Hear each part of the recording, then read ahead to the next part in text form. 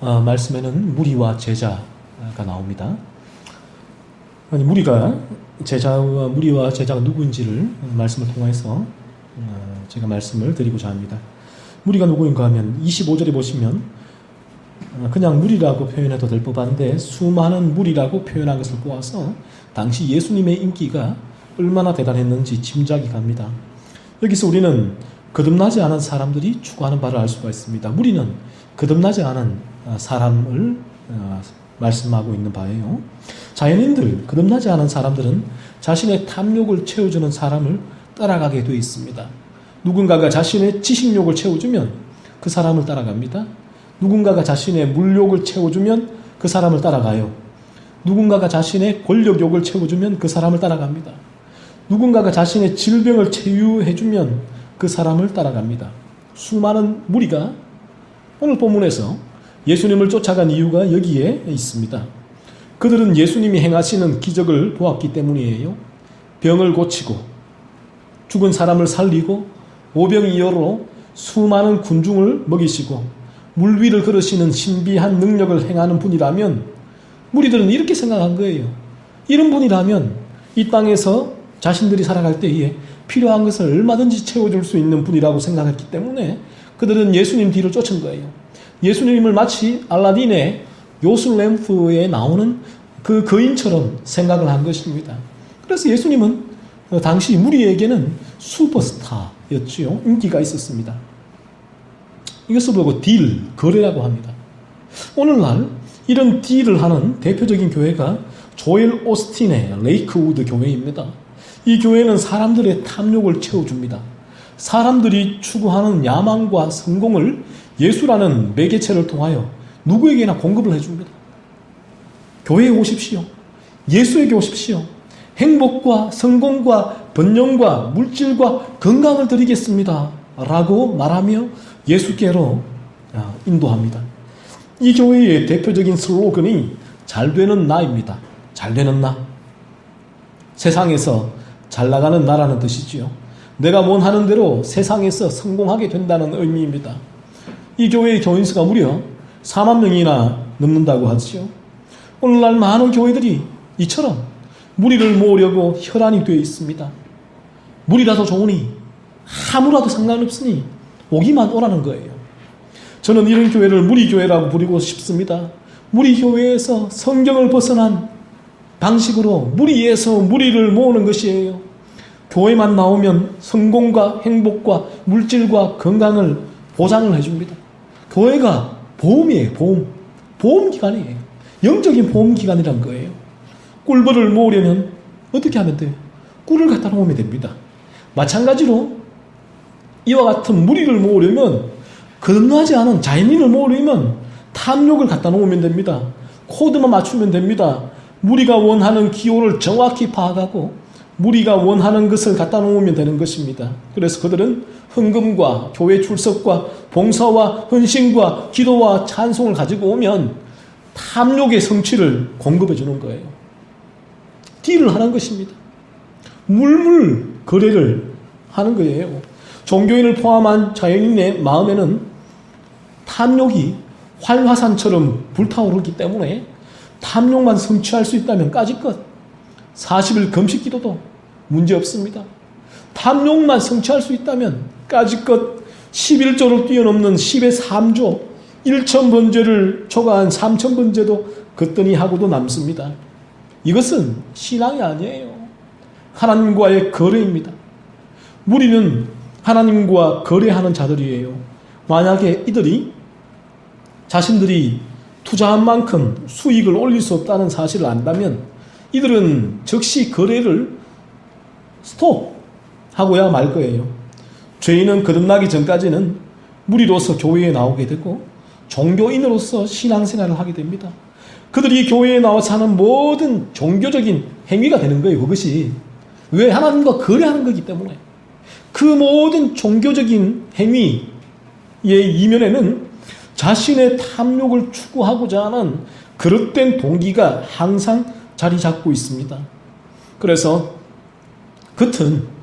겉모습은 아주 수준 높은 신앙인처럼 보이지만 속은 전혀 아니올시다인 종교인들이 그렇게도 많은 것입니다.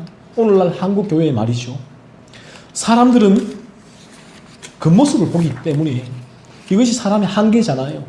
사람들은 겉모습을 보기 때문에 이런 무리가 교회에 오래 출석하게 되면 계속 10년, 20년, 30년, 40년 출석하게 되면 이런 무리가 참 아이러니컬하게도 중직자도 되고 또 심지어 목회자도 됩니다.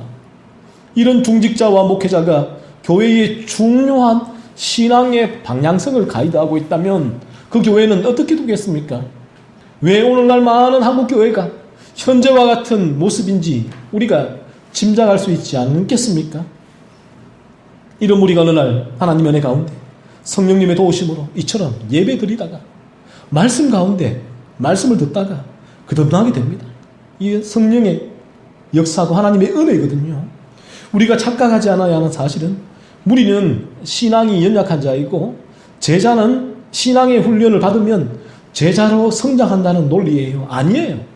성경은 그렇게 말하지 않습니다. 성경은 무리는 거듭나지 않은 자이고 거듭나게 되면 그 순간 즉시 제자가 된다라고 말씀을 합니다. 거듭난 자는 즉시 제자가 됩니다. 단지 연약한 제자와 성숙한 제자로는 구별할 수가 있을 것입니다. 따라서 교회에 출석하는 수많은 무리가 아무리 예배와 성경 공부와 봉사와 헌금을 한다고 해도 절대로 그 무리는 그러한 종교적인 행위를 통하여서 제자로 변화될 수가 없습니다. 반드시 위로부터 부어주시는 아노텐, 거듭남의 은혜가 있을 때에 제자로 변화되는 역사가 일어나게 됩니다. 이것은 본질적인 변화예요. 거듭남은 종교인이 신앙인으로 무리가 제자로 마귀의 자식이 하나님의 자식으로 변화되는 본질적인 변화이기 때문에 이러한 변화에는 엄청난 변화가 동반이 됩니다. 무리로서 추구하던 그 모든 불신앙적인 추구가 거듭나는 그 순간 한순간 무너지게 되는 거예요. 이제 그는 제자로서의 마땅한 삶의 가치를 따라서 하나님께서 원하시는 방향으로 걸어가게 됩니다. 180도 방향의 전환이 일어나게 됩니다. 스스로를 돌아볼 때에도 자신에게 일어난 변화를 감지할 수가 있습니다. 당연한 일이에요. 왜냐하면 무리일 때 자신 안에 탐욕이 불같이 타올라서 탐욕이 추구하는 대로 강교하고 교묘하고 억세고 난폭하게 달려가서 원하는 것을 탐욕이 추구하는 것을 자신의 손아귀에 움켜쥐었는데 제자가 되면 이런 삶이 불가능해집니다. 불가능해져요. 이런 미혹은 있지만 이런 삶을 향하여서 과거처럼 더 이상 달려갈 수가 없습니다. 그것을 자신이 깨닫게 되는 것입니다. 여전히 유혹은 받지만 무리일 때는와는 전혀 다른 삶이 시작됩니다. 이제는 무리일 때 행했던 탐욕스러운 삶을 더 이상 도무지 살아갈 수가 없습니다. 그때부터 그에게는 엄청난 내적 투쟁이 시작이 됩니다. 여기에서 겸손과 섬김의 삶과 같은 열매가 나오게 되는 것입니다. 억지로 물 한 잔 따라 떠다주고 저는 부족합니다라고 한다고 해서 겸손과 섬김의 삶이 나오는 것이 아니에요. 자연적으로 거듭남으로 발미암아 일어나는 맺게 되는 열매가 이러한 삶의 열매인 것입니다. 어쨌든 거듭나서 제자가 되는 순간 무리일 때 내 마음에서 타올랐던 지옥의 화염인 탐욕의 불꽃이 십자가의 소화기로 다 꺼져 버렸습니다.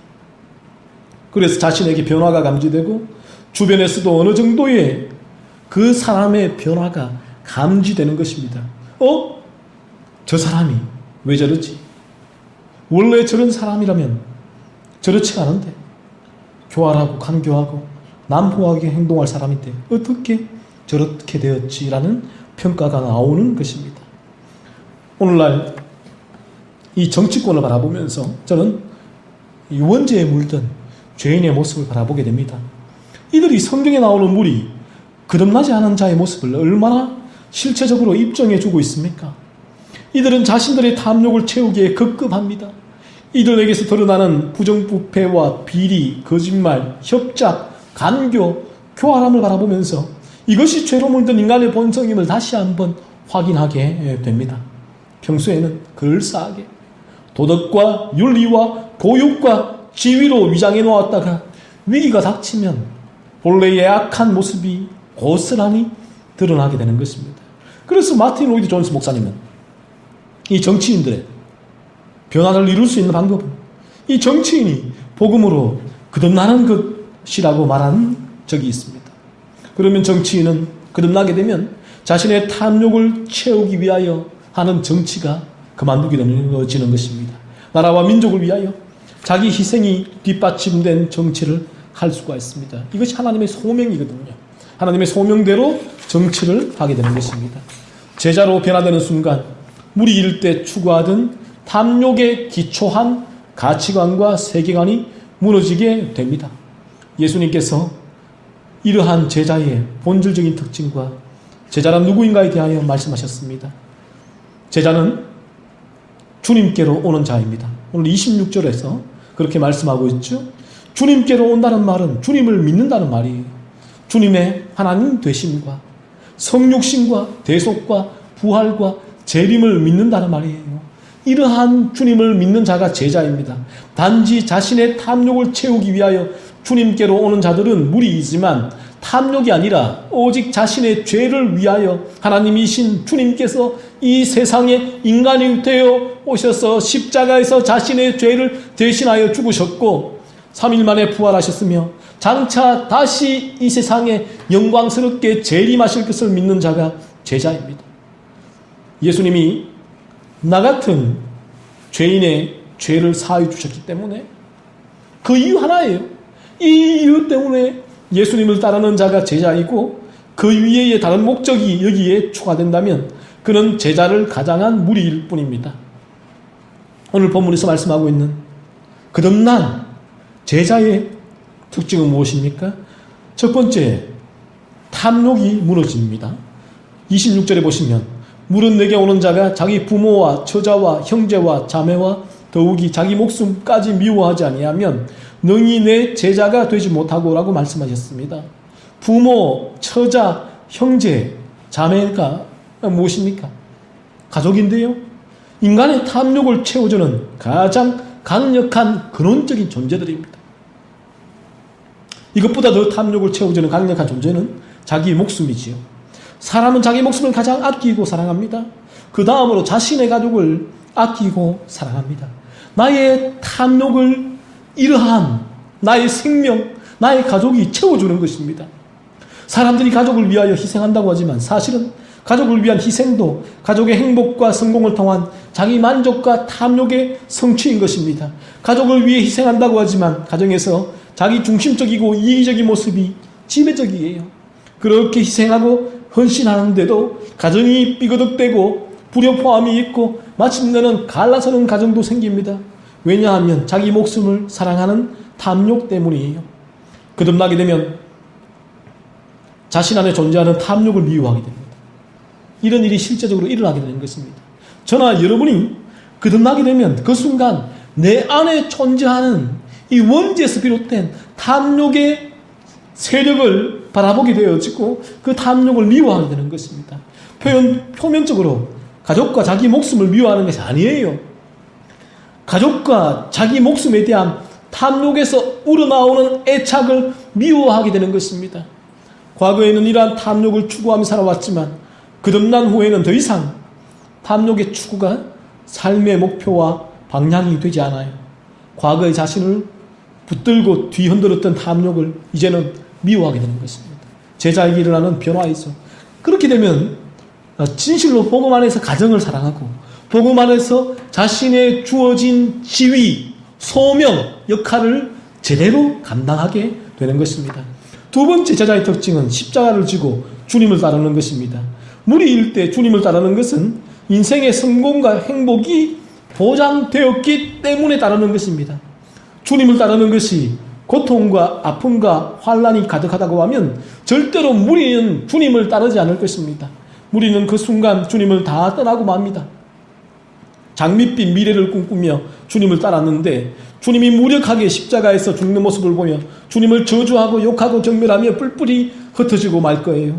무리가 주님을 따르는 이유는 물질과 건강과 성공과 행복과 번영입니다. 이것을 보고 기복적인 신앙이라고 하죠. 최순실 씨가 압구정동에 있는 교회에 나가서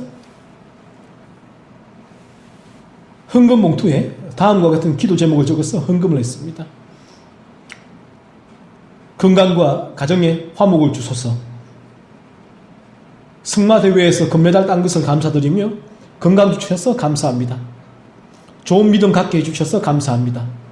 유연히 앞날에 축복이 있게 하옵소서. 하나님의 뜻에 따라 시합에 좋은 성적 내서 감사드립니다. 이 기도 제목을 들으면서 어떤 생각이 드세요? 뭐가 달라요?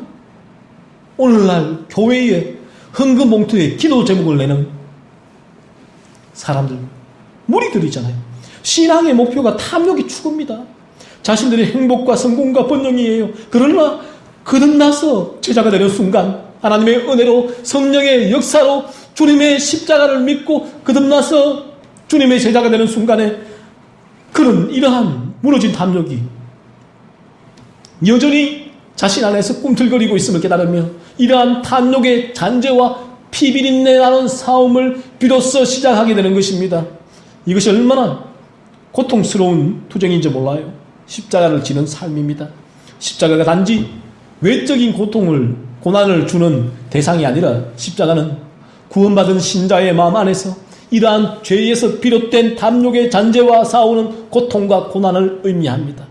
죄를 미워하고 탐욕을 죽이며 그리스도의 거룩함을 이루기 위한 싸움이 얼마나 제자의 마음 안에는 치열한지 몰라요.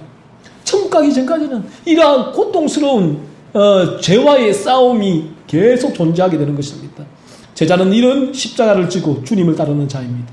우리는 탐욕에서 발현된 행복과 번역과 성공을 위하여 주님을 따르지만 제자는 십자가에서 발현된 그리스도의 보혈의 능력으로 탐욕과의 치열한 전투를 하며 주님을 따르는 자입니다.